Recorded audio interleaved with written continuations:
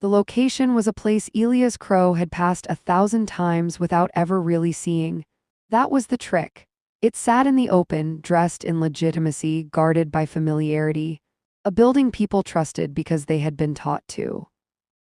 White stone, flags, security that looked ceremonial rather than threatening. The Hall of Civic Review. Officially, it was a symbolic institution. Panels, committees, reports no one read. A place where accountability was discussed but never demanded. Crow stood across the street and watched people enter and leave as if nothing in the world was wrong. Employees carrying coffee, visitors checking phones, guards chatting softly. No alarms, no urgency. Power never hid in shadows when it could stand in daylight. Crow crossed the street and entered. No one stopped him. That alone was confirmation. Inside, the building smelled of polished floors and recycled air.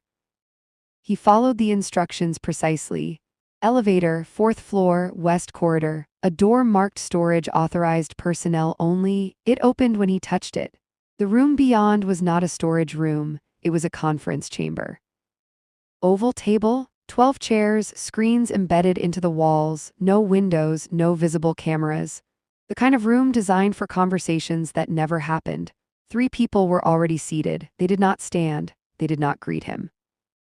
They watched. Crow felt the pressure immediately, not fear, not threat, something heavier. The sense of being measured by standards he did not know. One of them spoke. "You were expected earlier." Crow glanced at the empty chairs. "I came alone." "That wasn't the instruction," the voice replied calmly. Crow understood then, they hadn't meant physically. "You wanted to see what I'd bring with me," Crow said. A faint smile crossed the face of the woman seated at the far end of the table.